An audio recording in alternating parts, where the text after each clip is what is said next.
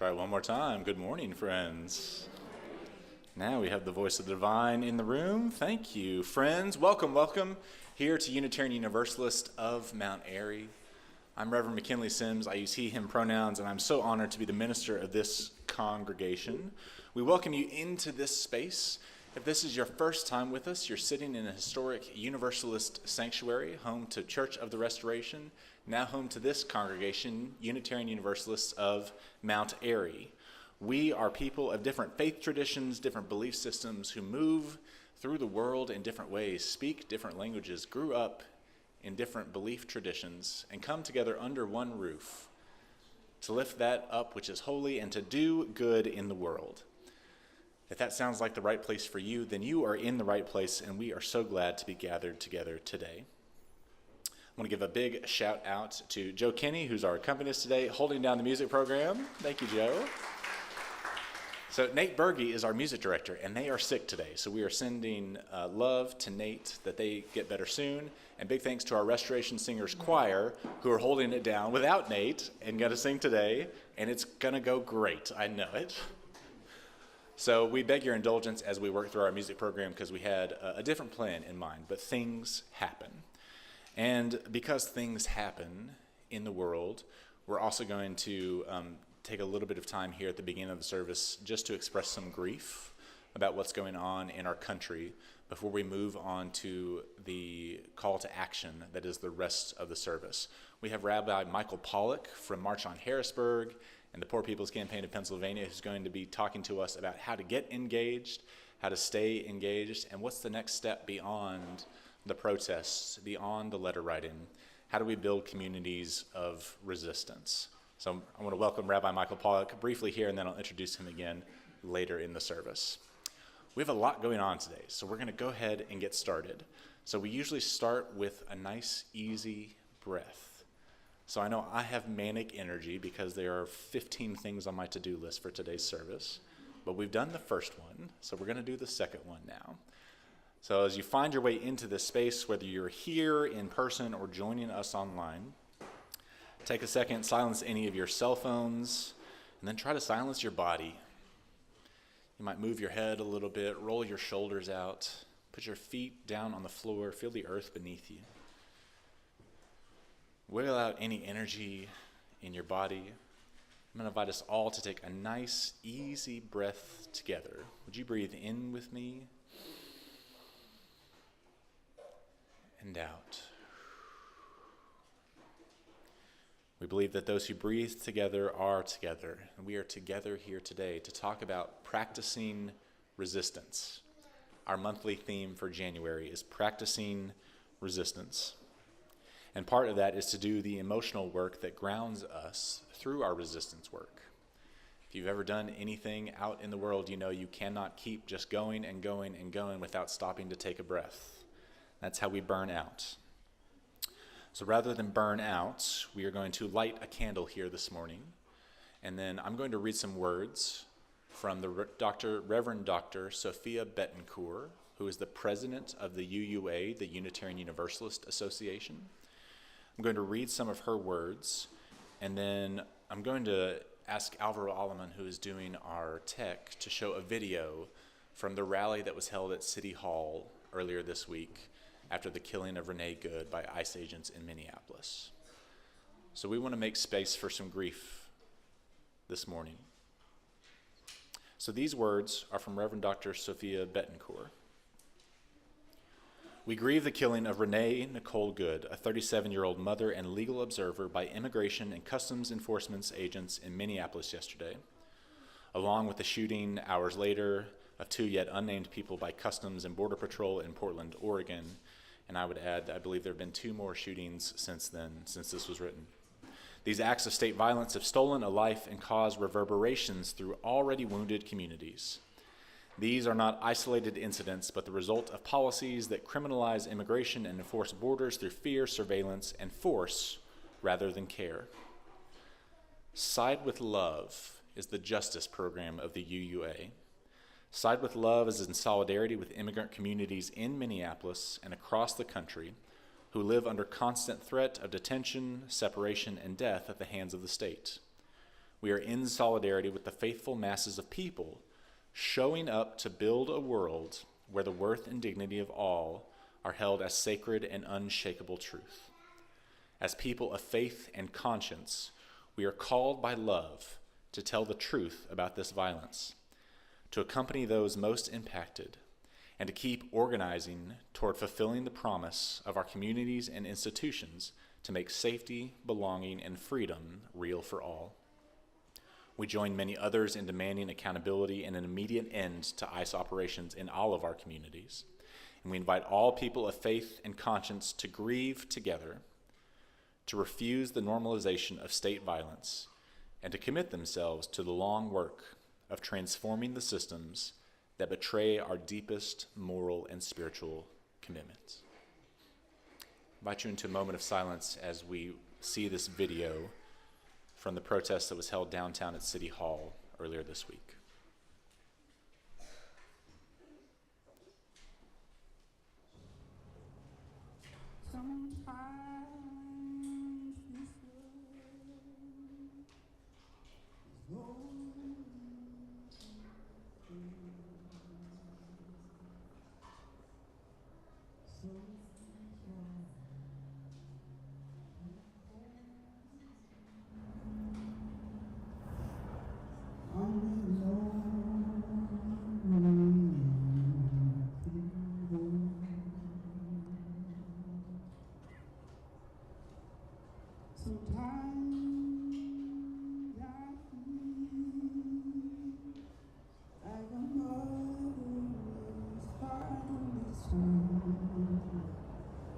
Sometimes my suffering so great I am a child.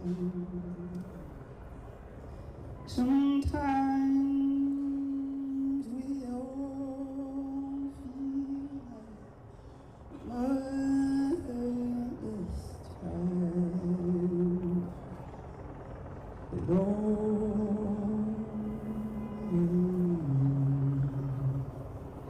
From home, baby, we are home.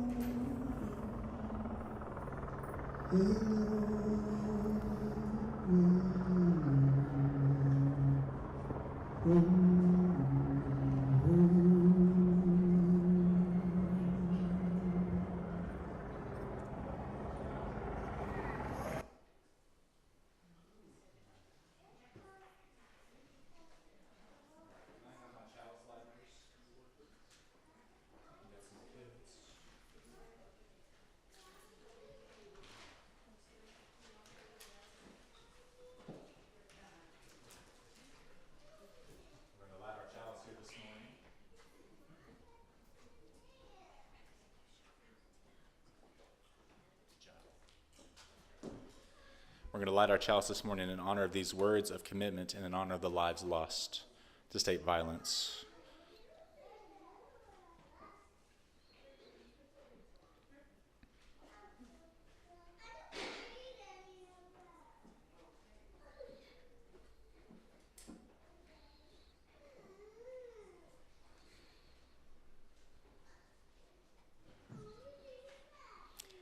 Now would you rise in body or in spirit? We're going to sing hymn number 155, Circle Round for Freedom. The lyrics are found in the gray hymnal or on the screen behind me. 155, Circle Round for Freedom.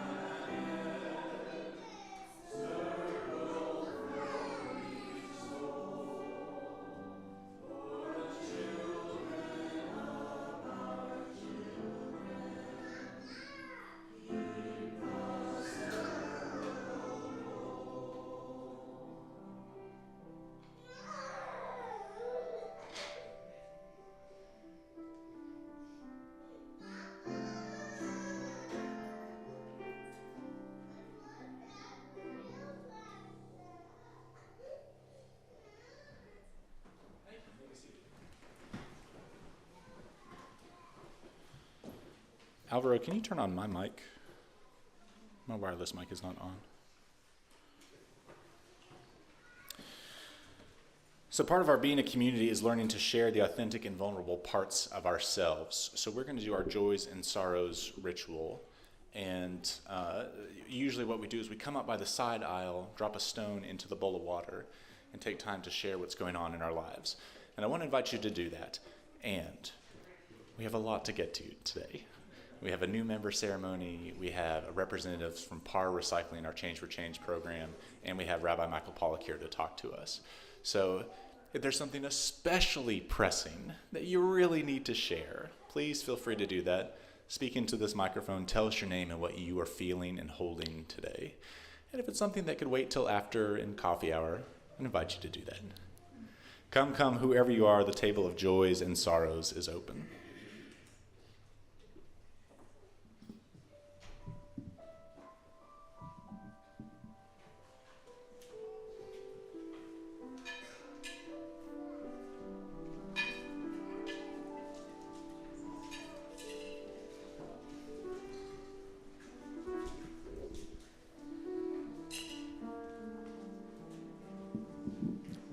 My name is Bruce. I just wanted a quick notification because it didn't get into the newsletter. I'm excited about the Beppe Gambetta concert here on Saturday at Folk Factory.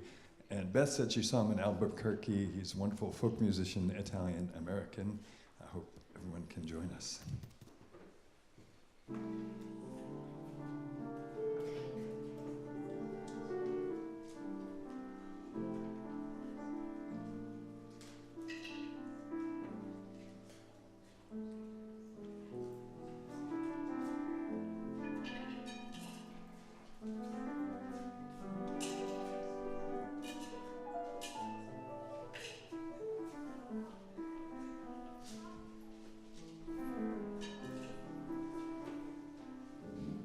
Good morning. My name is Tim Steyer, long-term time member of this congregation, and my heart is overflowing wide open to welcome my good friend, Brother James Muhammad Taylor, who started PAR back in the mid-90s with members of this congregation.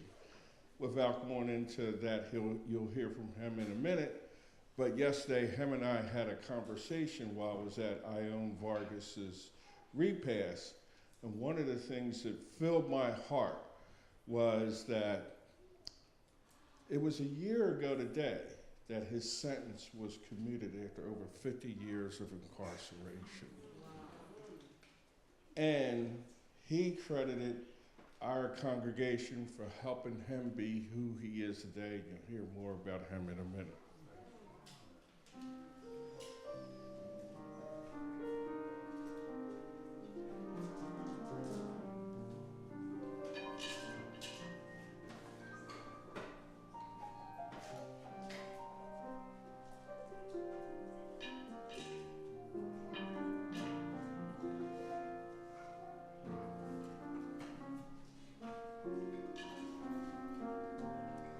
Hello, my name is Annie Gahab. I haven't been here for a couple of weeks, so I have to do this, which is to send love to Gary Sobolo.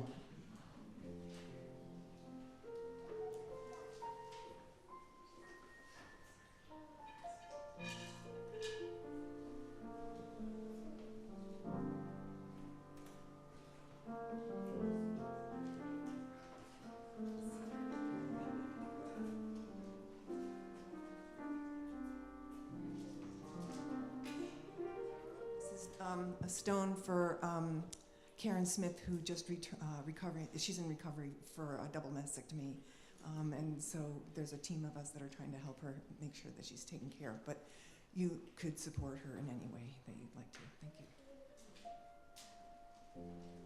you.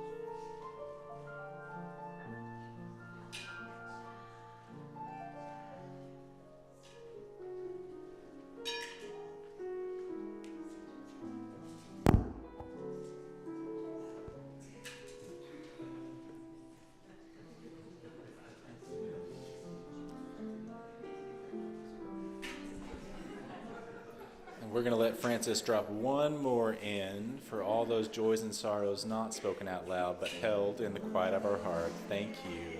Good job.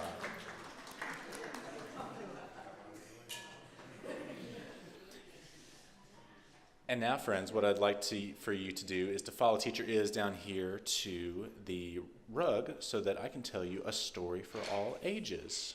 I need our children of all ages, come on down, come on down.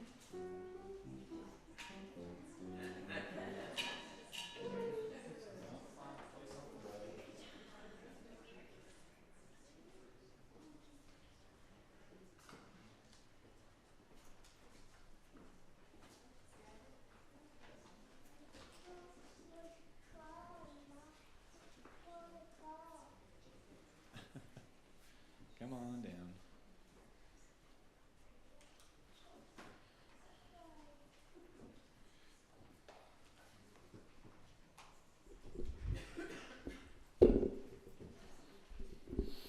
Okay, so I used to be a teacher, so you get to see teacher Reverend McKinley today. Today, class, I'm going to tell you a story about ABCs. Does anyone know your ABCs?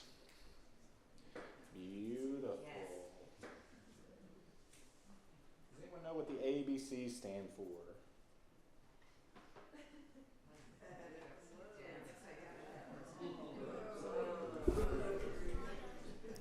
Do you know what ABC stand for? Today we're talking about ABCs, and I'll give you a hint. The C stands for community.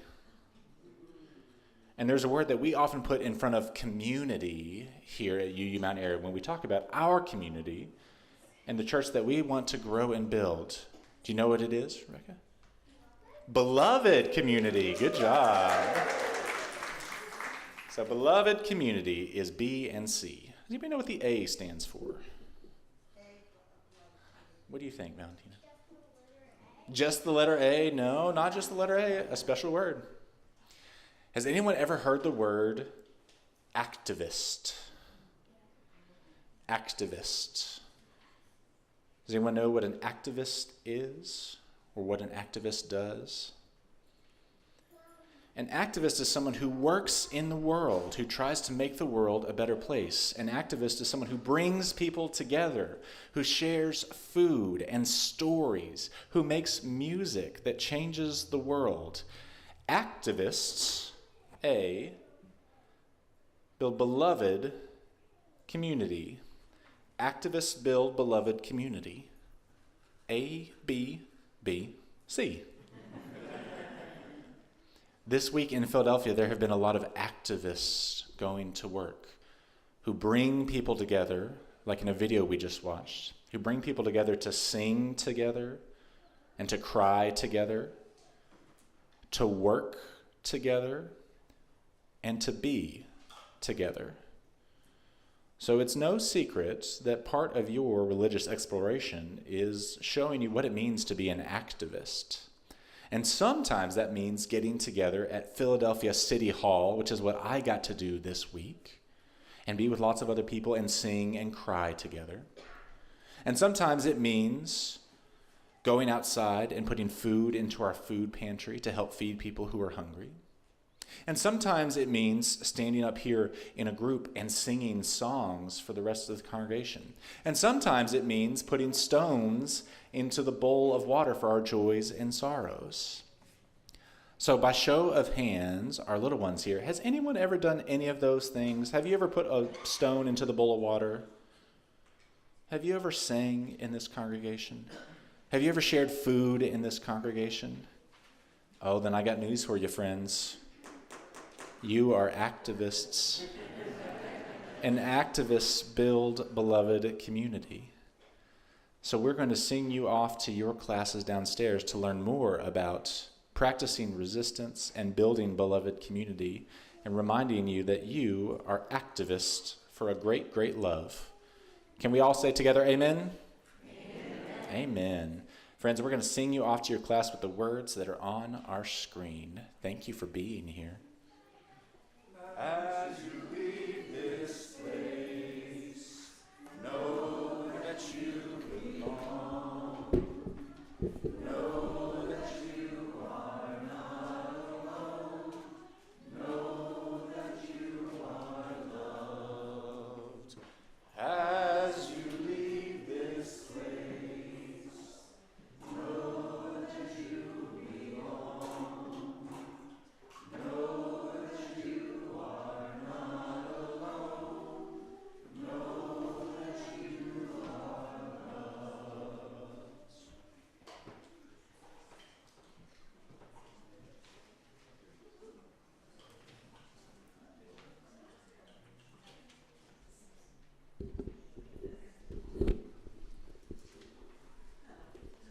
All right, friends, this is one of my favorite parts of the job. Today is a new member Sunday, which is where we draw our circle a little bit wider to make room for these friends who have decided to make a commitment to join us as members of UU Mount Airy and change us for good and for the better. These folks have been together on a path to membership, talking about the various journeys that led them to this community, what prompted them to choose this place as their home. They've talked about the history of Unitarian Universalism, the story of our congregation and how we came to be, and what membership means, so that each person could come to a decision that sits well with their own sense of integrity. Members of UU Mount Airy gain the privilege of voting and having a voice in shaping and building beloved community. Membership is a promise to stay connected by staying in relationship to the people in this community, to honor our covenant with each other, to ask questions, raise ideas, offer assistance, to be present, to ask for what you need, to forgive when necessary, and to practice compassion as we all strive to practice being better humans. A promise to stay at the table. So, while we have grieved and mourned today, this is also a day to celebrate. It is a day of growth and change, that our community is growing and that we draw the circle wider to make room for new members who decided that we are worthy of their friendship, trust, and commitment. So, first off, we have Derek, and a young one, who grew up in Bartow, Pennsylvania, attended a Lutheran church where he sang with and accompanied the choir. You've already heard him play the piano, and he's amazing. Moved to Philadelphia in 2010, where he taught math, science, and music at various schools. At Olney High School, he helped organize a union after it was turned over to a charter operator. He's married to Kara, an elementary teacher in the district, has 2 twin daughters, Dorothy and Adeline, a.k.a. Dottie and Addie. Having not attached himself to any religious label since college, he was drawn to UU Mount Airy for its mission to do good works in the larger community and the many members who've been so welcoming and to participate more actively in the music program. Welcome, Derek. Next, we have Jane Updegrove, who came to Philadelphia in 1975 to work as an activist in politics and labor organizing. She was born in New Rochelle, New York, has strong family ties to Vermont. She's the mother of twin sons, Joseph and Nick, who are soon to be 47 years old. That is 94 parent years, for those who are counting. Tony Fisher, her partner and husband of the last 25 years, wants to celebrate with her. She is a geologist and developed geologic maps of the New Jersey offshore and has been married by Unitarian ministers twice. And then Kathy Bell, a Philly native from Southwest Philly who has also lived in Brooklyn for many years, who moved back to Philadelphia to take care of her parents at the end of their lives and has ended up staying here. She's worked as an editor for a variety of companies and nonprofits, was raised Catholic, and liked the social justice aspects of that church, but differed on reproductive rights. She found UU Mount Airy when looking for a progressive community and loves how close-knit and welcoming the community is. All right, friends, this is the time where I ask you some questions. If you agree, you say we do. And then I'm going to ask some questions of the congregation. Okay? No pressure. It's really easy. Friends, how will you be in relation to this congregation? Will you join us today with open hearts? Will you bring your lifetime of experiences from other places to this place and honor us with your gifts and talents? Do you promise to reach out and ask for help from this community, recognizing that this is an imperfect place, full of imperfect people, and yet that is perfectly human and full of wisdom? Do you promise to offer your wisdom and bring fresh ideas while honoring and learning the history of our congregation, building, and denomination? If so, say we do. Question for you all here. Members and friends of UU Mount Airy, do you promise to be in relationship to these folks? Do you promise to welcome them, promise to make room for them as they explore and find their place here? Will you hear their questions and ideas, hopes and fears? Will you be open to love and grace that may abound in this new edition of our community? If so, say, we do. Friends, doing our best to live up to your expectations of us as individuals and as a community, know that we may stumble sometimes, but we will not abandon you. We celebrate your choice to join us and honor us with your presence and gifts. We welcome you here, and as a symbol of your commitment to one another, you're going to sign our very cool membership book that has the entire history of this congregation, and then I have a little swag pack for you that is a book, a copy of our bylaws, a copy of our congregational covenant, and a little pin that you can put on to your clothes or a scarf or whatever you would like. So give me just a second. I'm going to get this all set up so you can sign.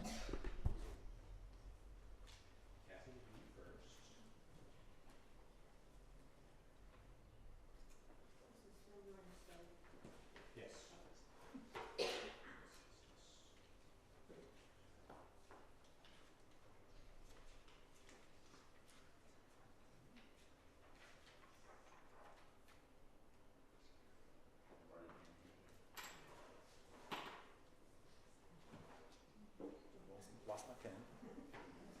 Do you have a pen?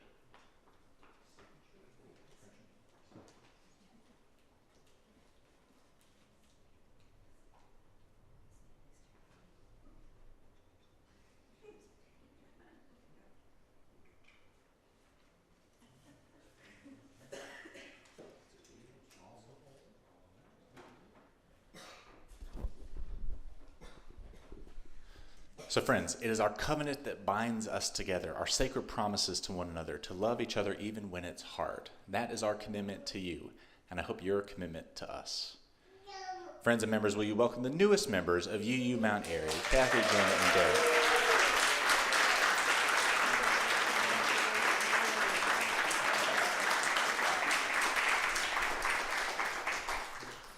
Thank you, friends. If you are interested in participating in this ritual as well, and you would like to learn more about what it means to be a member here at UU Mount Airy, please holler at me after the service. We would love to be in touch. Now I want to invite our choir forward to offer their special music for us. Choir.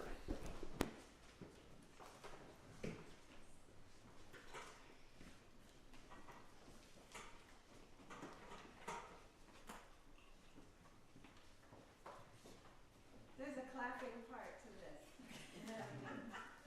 Feel free.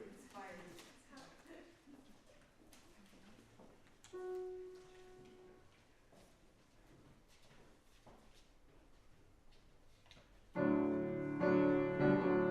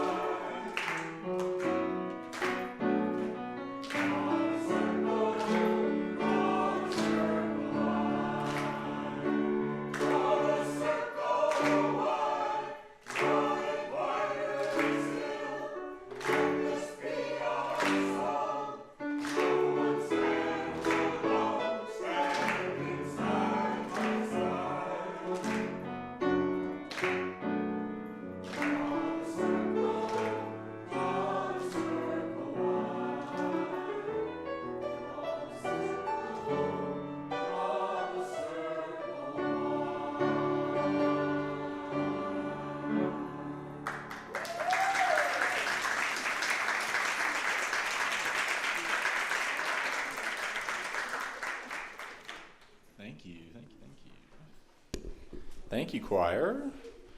I want to invite Tim Steyer and James Muhammad Taylor forward, please.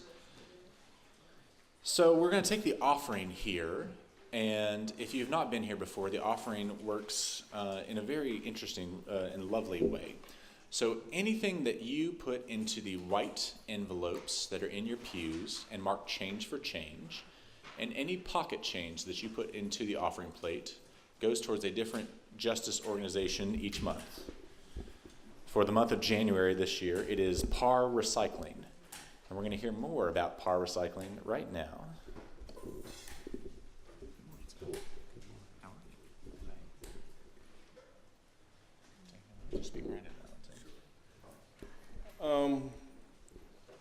I've known this gentleman since back in the mid-90s when a program for incarcerated individuals, the idea came out of our community and another church community in Germantown, People Against Recidivism.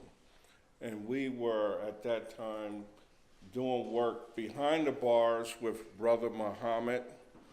And he was the person who came up with the concept of getting people ready to come back into society. And we also worked the same program outside of the bars. And one of the things that came out of it was not only did we help people get jobs, at that time, my company, we would hire a lot of people from PAR. When they got home, we literally would go to the corners, wherever they were, had their suitcases, process them, put them to work right away. And then it turned into people advancing reintegration. And Brother Muhammad's idea was not only to teach people how to get jobs and to get back into society, but how they start their own businesses. Thus was the birth of PAR Recycle Works, which still exists today. They're on Hunting Park Avenue, and I'll let Brother Muhammad tell you more about PAR Recycling. Good morning. It's a pleasure to be here. And first of all, I would definitely like to say that who I am today comes directly out of this congregation. 51 years ago, I met Charles and Helen Erkbitz, your prison ministry. Everything I heard in this chapel this morning was true of me. All of that applies to me, that support, that circle you talk about of support, the humanness, and the prison reform. That is my activism. As a direct result of you, people call me a visionary for reentry. And I was honored down at the old Wanamaker building when I got out in November. And I told the people in my speech that Philadelphia was primed to be the reentry capital, a model of reentry for this whole nation. And this climate that we're in right now, since I've been out, I am excited about everything I saw and everything I saw to do once I got out. PAR Recycle Works, right? The idea was that we wanted to build a business-driven reentry zone for people returning to the city of Philadelphia, right? Where we could fend for ourselves. But the first thing, we knew that we had to take responsibility of preparing ourselves from the inside out first, from a self-help perspective. And that's what I did as an activist inside the prison, right? And it worked. And one of the things that was so important was the consistency of the outside people that came in to support our program, like Tim Steyer and Helen Earp, they got it started, right? And so the guys believed in the things that we were telling them about being responsible inside the prison and preparing for your freedom and how we had to do it for ourselves. That went on for all these years, right? I went to Power Recycle Works and saw the power of an idea manifested in industry with the idea that we had that we could, from the inside of the prison, establish a business that could employ us directly into that business that we helped to create. And that's the result of Power Recycle Works coming out of this congregation. All right? That's who you are, right? And I'm saying to myself, right, wow, what have I walked into? You know what? I read, I just want to say this. I read W.D. Du Bois's autobiography of John Brown. And I see 1,000 John Browns in this room. You know, John Brown was just a human being. He was human, and that's who you are. That's what you represent here. And I'm happy to be in your company to say this, right? So I just want to say that Tim Steyer, when he came into the prison, I couldn't stop repeating his name in the prison once he got there, because he had, our idea was that we are going to start a janitorial service, and we're going to do this, we're going to work holidays, we're going to work overtime, we're going to do this, that, and other, come rain or shine, right? And here come Tim, Helen and Charles Erkbitz, Helen, brought Tim in. And it proved true. He did what we aspired ourselves to do. He brought that into play, and it works. He's still here promoting the work that we started all those years ago. The project he's involved with now is very, very important to what's happening and what's going to happen in the city of Philadelphia, right? With this quiet work that we had done on the inside, right? Now it's going to blossom on the outside. Let me say this. I wrote this booklet. I'm going to keep repeating it because I'm fascinated that you are the kind of people that Helen and Erkbitz come from, right?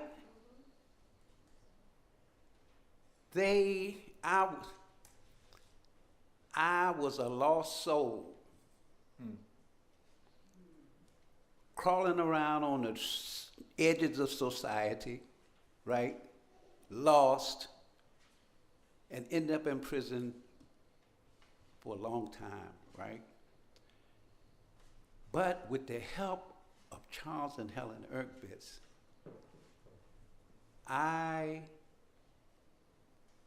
became a different person. I know what the word transform means because it happened to me. And the other thing that I was invited to speak to a congregation, right? Come April or May or sometime, right? And my message is that if the term City of Brotherly Love, right? I was going to tell them the story of how I am a direct beneficiary of that term, City of Brotherly Love, because of my situation, right? And the final thing is, because I received that, I want to give back to the city as good as I was given. And you give me the motivation to know how right that situation is. I wrote this booklet, Giant Steps Community Investment Fund. It talks about the concept of PAR, and it talks about how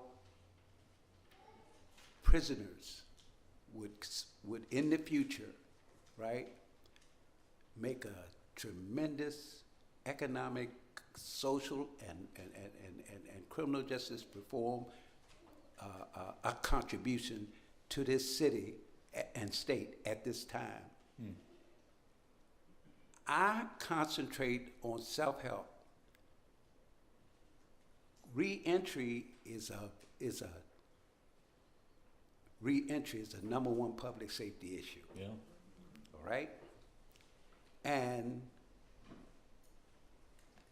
I'm the founder of this thing, and I'm still learning the needs of prisoners returning to this city.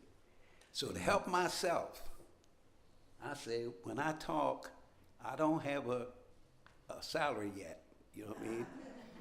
I don't, so I take this little booklet, I say, please, to help me make it and get around and do what I have to do, make a contribution for this little booklet. Do you have extra copies here with you today? Yes, I do. Okay. Yes. So people should find you afterwards if they would like to make a contribution Yes. and get a booklet? Yes. Beautiful. All right. Thanks, so, sir. So I don't want to take up too much time. I had about 5 minutes to do it, but I seem like I've taken more than 5 minutes. You know what I mean? So if you have any questions for me or whatever, right, I'm glad to entertain Well, we them. want to thank you for being here with us and sharing some of your story and offering your booklet for those. Yeah. We're going to pass the plate now so that Park can get a little bit of money, okay? And just one other thing, one of his trainees is one of the members of our congregation who's still doing part on the inside is Terry Williams. So anything you put into the white envelopes and change, pocket change, goes into the fund for PAR recycling for this whole month, not just for today. But if you are here today, we invite you to give generously as you're willing and able. Everything else goes towards the operating fund of this congregation. The offering will be given and gratefully received.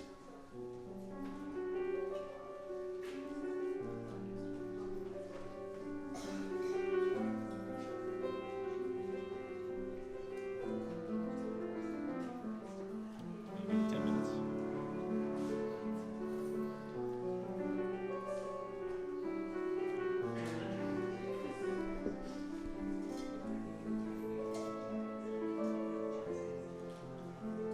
Wireless mic, or do you want to stand with it?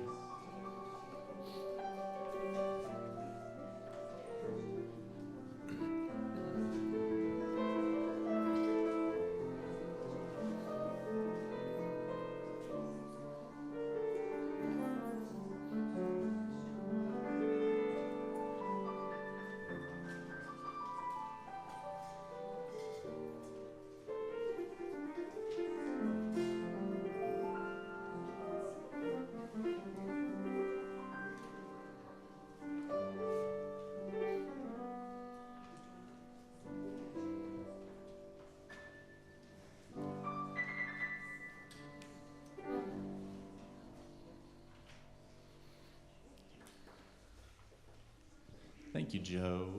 Thank you, Brother Muhammad. Thank you, Tim. So now, put that on top. All right, there are more white envelopes at the back of the sanctuary if anyone needs some. There are more white envelopes. I promise there are. So, while we're doing that, what I would like for us to do, we can come back into this space. Thank you, friends. Thank you for everyone who has so graciously gifted to us. Thank you.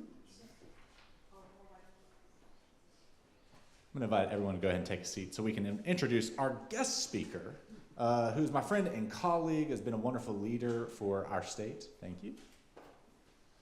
We had the privilege of being arrested together a few years ago and working on some things ever since. So I want to invite Rabbi Michael Pollack from March on Harrisburg forward to talk about building communities of resistance and our connections at state level activism levels. Come on, Michael.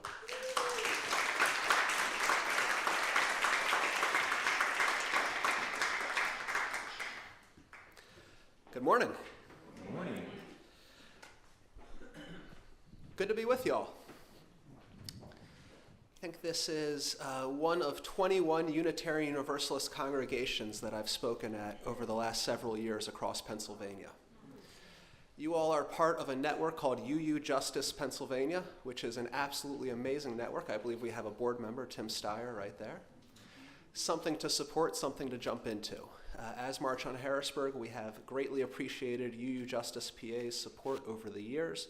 There are many wonderful Unitarian Universalists across this Commonwealth who put their activism, put themselves forward, and do good in the world. It's a joy to be here in your beloved community with you all. So March on Harrisburg, we work on democracy. We work to make corruption illegal and make democracy legal. We've been doing this for about 9 years now, and we do a lot to push corrupt politicians to outlaw their own corruption. But let's first talk about democracy, and I want to talk about democracy as a verb, not as a noun. So when I say the word democracy, what verbs come to mind? What are synonyms for democracy? Voting. Voting. Give me more. What else? Truth. Education. Put them in verb form, active verbs. What else? Participation. What was that? Freedom of press, right? Yeah, what else? Activism. Speech. Speaking. Law, yeah. Educating, yes, right? Being devoted, being responsible for each other, absolutely, right? All of these verbs. Community building, yes, coming together. No kings, right? Because the power is with the demos, not the king, right? All of these verbs are accurate, right? Democracy is all of these things. It's communicating, it's speaking, it's coming together, it's petitioning, it's media, it's press, it's sharing, it's singing together, it's being in beloved community together. And it's also how we come together to make decisions. Democracy is our collective decision-making process. It's when we come together, we encounter each other, we communicate with each other, and we make decisions based off of what's best for the public good, what's best for the people, the demos. Now, the opposite of democracy is corruption. Corruption is when we don't come together, when we don't communicate, when we don't encounter each other, when we are indifferent toward each other. There's an old line in the book of Exodus, do not take a bribe because a bribe blinds the eyes of the wise and distorts the words of the righteous. No matter how wise you are, you're not going to see the person in front of you.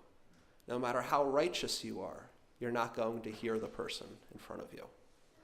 And this results in suffering. This results in pain. This results in indifference. In the book of Isaiah, it's written, your rulers are rebels, partners with thieves. They chase after bribes. The widow and the orphan's cause does not come before them. Because when you have this systemic corruption, this systemic bribery, the encounter doesn't happen.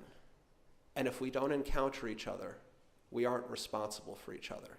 You can't respond to someone you don't see, hear, or sense. You just don't.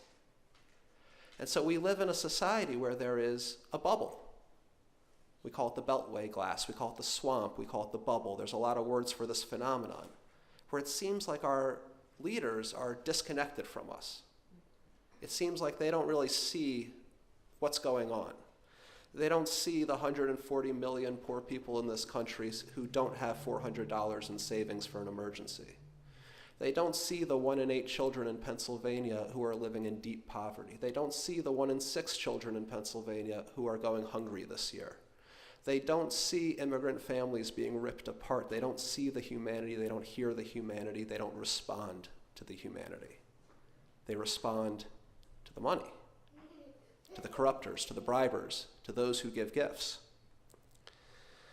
And in our country, this is the law of the land, is that money is speech, that corruption is actually democracy, that bribery is how we communicate.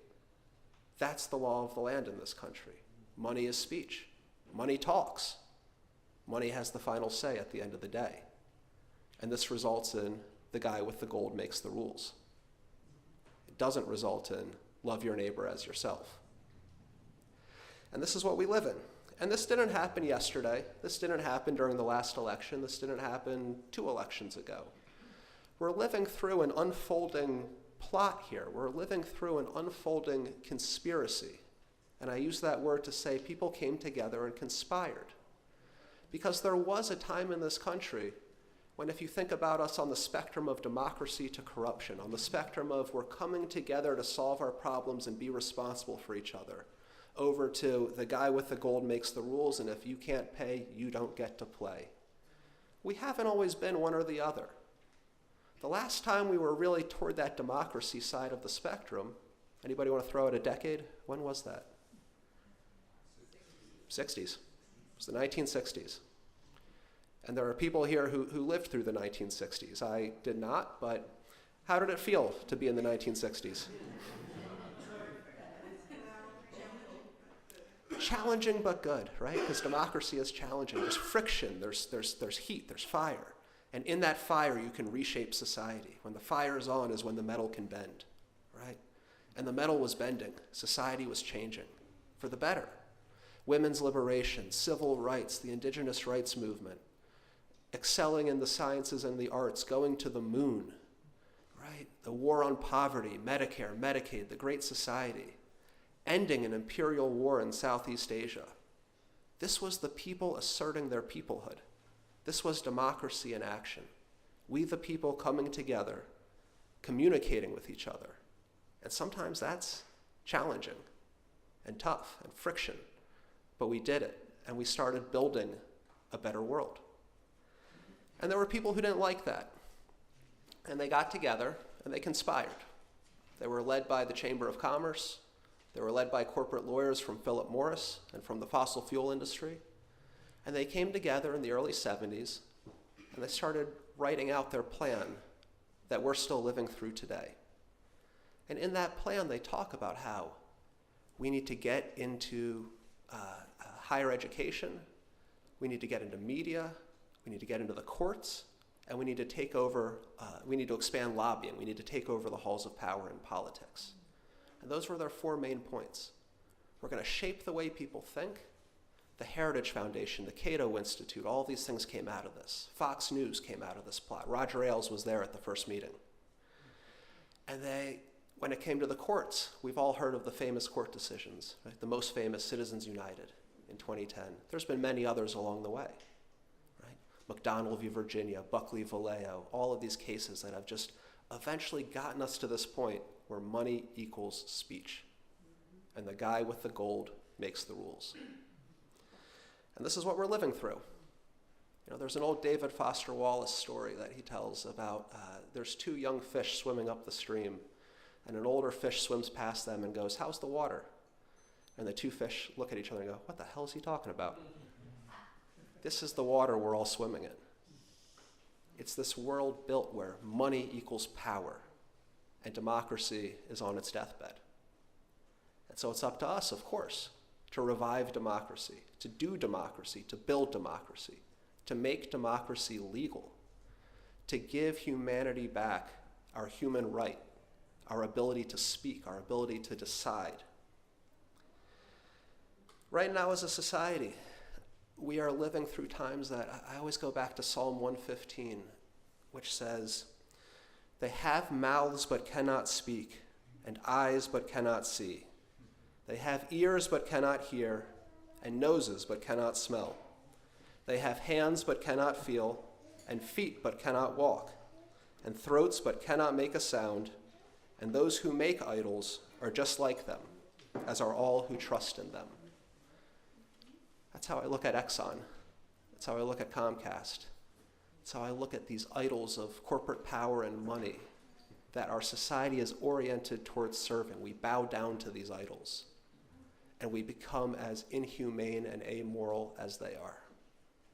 And we turn our backs on our neighbors, and we suffer. And the way out is democracy. And I'm talking about democracy that goes so far beyond voting. Voting is something you do twice a year.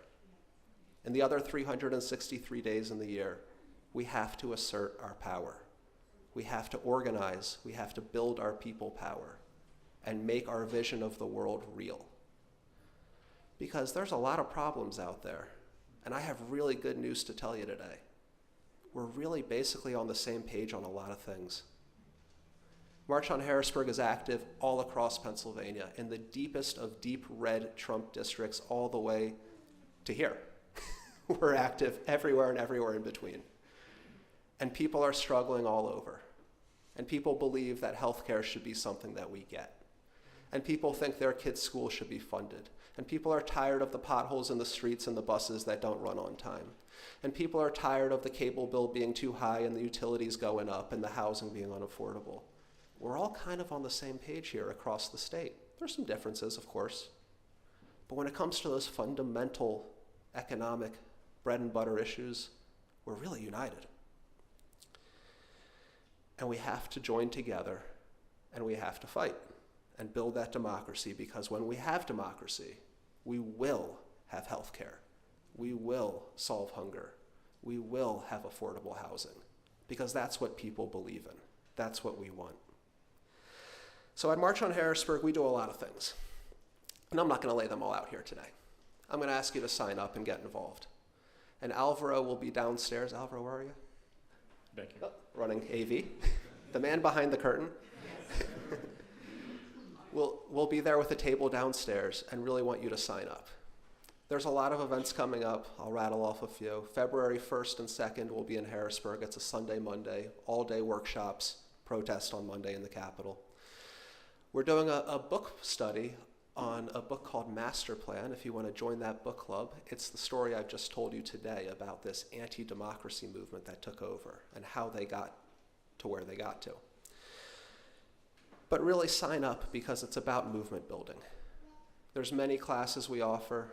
We develop leaders who are clear, competent, capable, committed, and connected. And then we wage a lot of nonviolent direct actions to build our campaigns and advance our campaigns. So I want to tell you what that looks like in practice. I'll close out. There's no one tactic, there's no silver bullet for anything, right?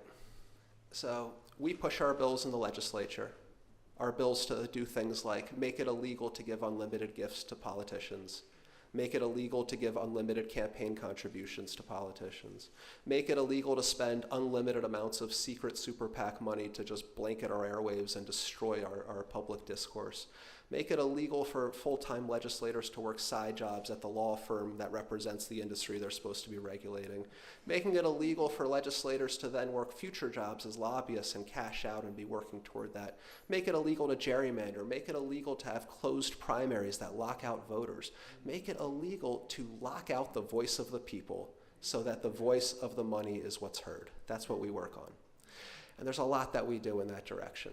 So I'm going to, one story here. You have to go and force the encounter. You have to go and do democracy. Jonah has to go to Nineveh. You have to go talk to Pharaoh. You have to. So we've been working on the Senate Majority Leader for some time now. His name's Joe Pittman. He lives out in western Pennsylvania. We went after him in his district. We billboarded, we flyered, we canvassed. We did those lighter tactics. We wrote letters, postcards, all of that stuff. We started showing up at his events in his district, at his holiday parties, at his Labor Day parties, at his this party, that party, all of these things. We started showing up at his campaign fundraisers, at the skeet shooting club, at the golf course. This is where we were, confronting him, encountering him. On November 17th, a number of us were in Harrisburg and marched right up to his office door and demanded a meeting right then and there. He hid. It was very odd. The Capitol Police actually tried to go find him to set up a meeting, because everybody is sick and tired of this crap. And he hid. And then we got him again at his Christmas party. And there he said, fine, I'll meet. And that meeting happened on Friday. And it was 3 of his constituents. I don't want to sound bitter here, but I specifically was not allowed to be there because of Pittman. Not bitter at all. And they moved forward. They had a good conversation. He does not think that money influences decision-making. That's his position. Now we know. Now his voters know. You think we're going to stop here? Of course not. We're going to keep encountering. We're going to keep forcing the encounter so that truth rises. And we keep going. So, The journey with Pittman continues. The journey with all these people continues, because our goal is to change a system where money equals power and transform that into democracy, where the voice of the people is the law of the land. So please join up with us, sign up, take some classes, get connected with other folks. I think we're doing like 4 events in Mount Airy over the next month or so. So please join up. A lot of you are already involved. And look forward to marching along with you toward democracy. Thank you.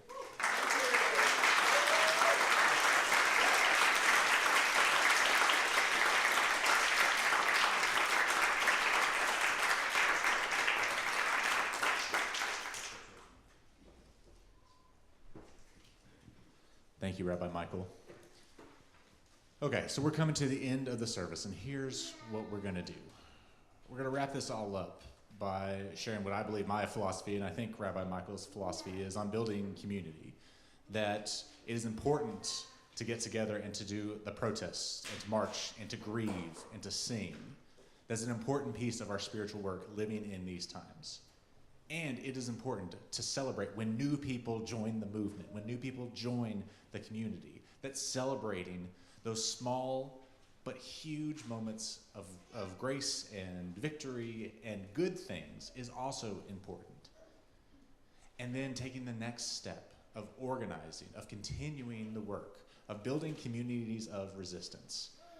I have a family member who is older than me who often pushes back when I show up at protests saying, what does that accomplish? The people are not going to listen to you. And maybe that's true, right? But the other theory of why we protest and build community in this way is to build community. That the point of protests and getting together is to build communities of resistance, right? So that you know who you are in the movement with. So if you are like me and feeling like that's a lot of depressing talk about how we got into this situation. Yes, I feel you. And the only way out is to go through it and to start doing the work.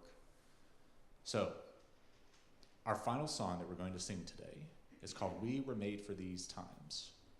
And then, what I would love to happen is for us to hear from one of our board members, Anthony Clark, who I was supposed to let go earlier in the service, and I didn't. He's going to share a little bit about what's going on at this congregation, what the board is up to, so that you know more about what we're doing together and how we're doing not just our social justice work, but all of our community building work. And while Anthony is talking, I'm going to invite Rabbi Michael and our friends downstairs to get set up for the action that's happening downstairs. We want to invite you to be brave and go downstairs and get some delicious food and something to drink, and also take part in a small action that's happening. We're finding out who our legislators are and how we can be involved in the movement. It's nothing scary. I'm not asking you to go out on the street. As you go and look at some papers and a computer screen, okay? That's what I want to invite us to do. This is a small step, but it's an important step. So if you are like me, feeling like this is too much, and I just want to get out of here, I hear you. But I want to offer an alternative, that we are building communities of resilience and resistance. And the song that is offered by our colleague, Reverend Linda Noonan, speaks to this. She wrote this song called We Were Made for These Times. I'm going to teach it to you, and I hope that you'll sing it with me, okay? It's called We Were Made for These Times.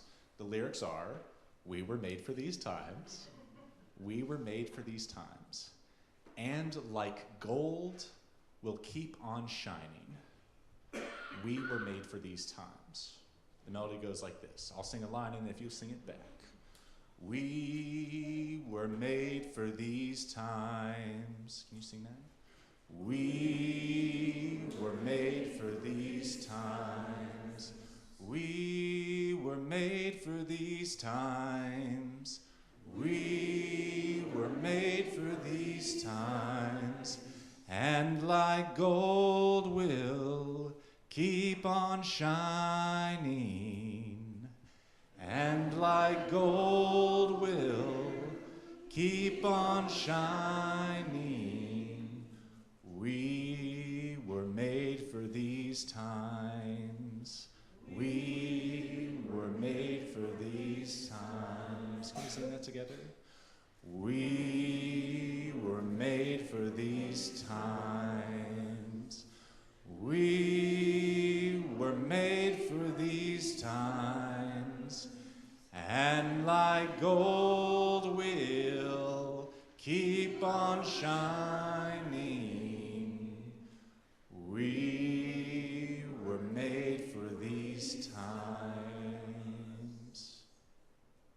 pause and feel that inside of you. I believe that to be true, that we were made for these times. I hope you believe that too. Friends, can we take a breath together?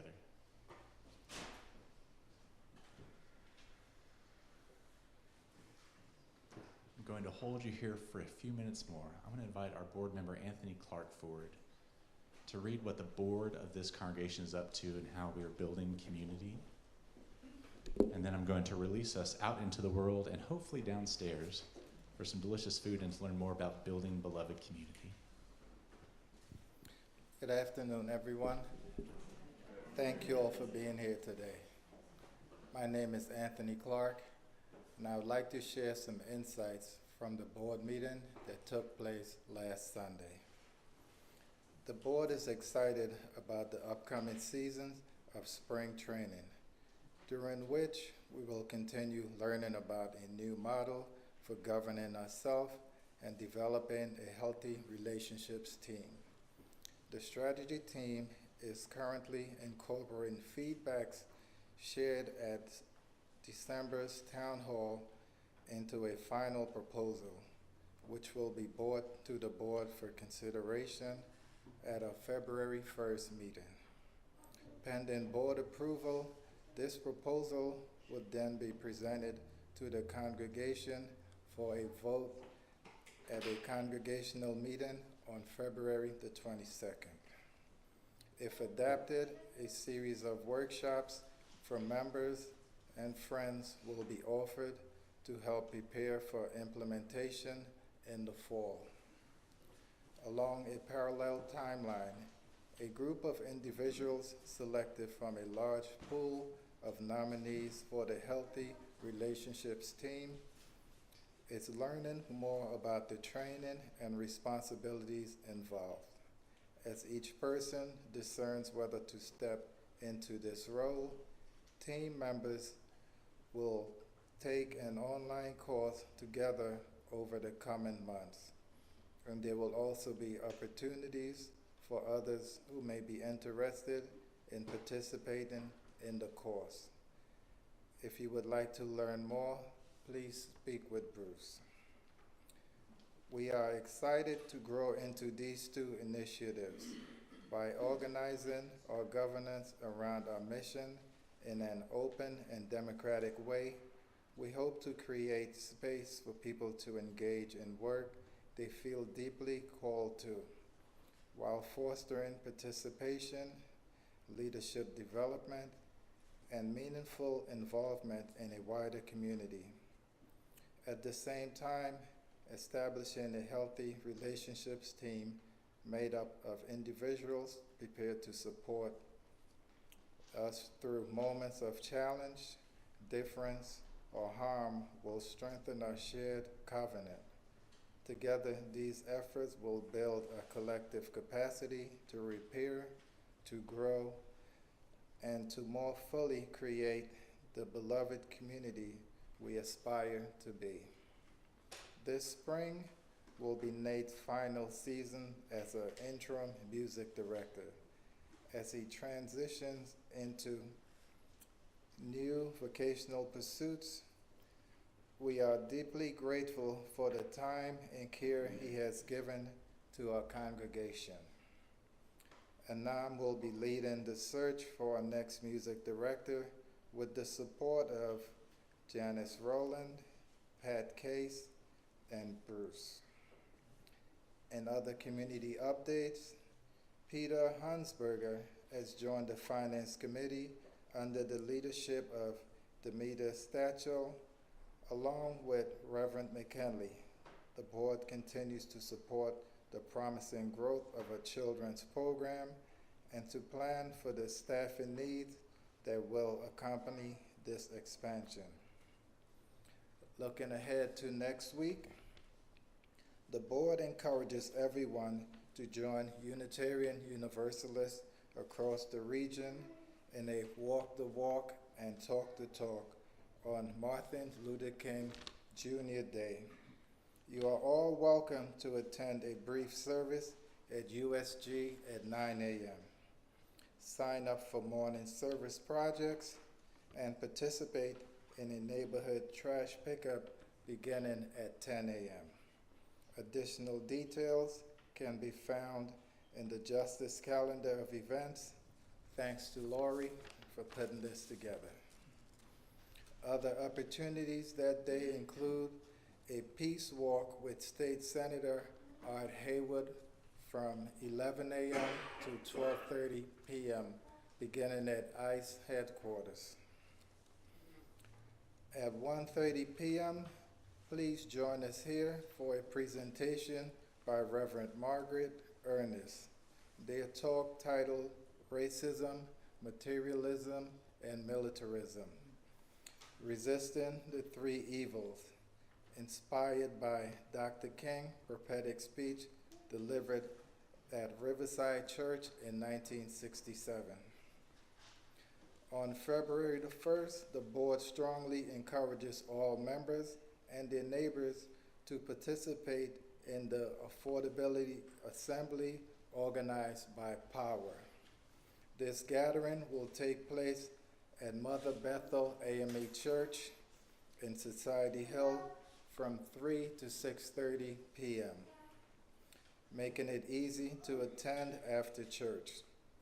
We hope to see a strong Unitarian Universalist presence as we join with other faith communities to work towards a more affordable Philadelphia through organizing and collective action.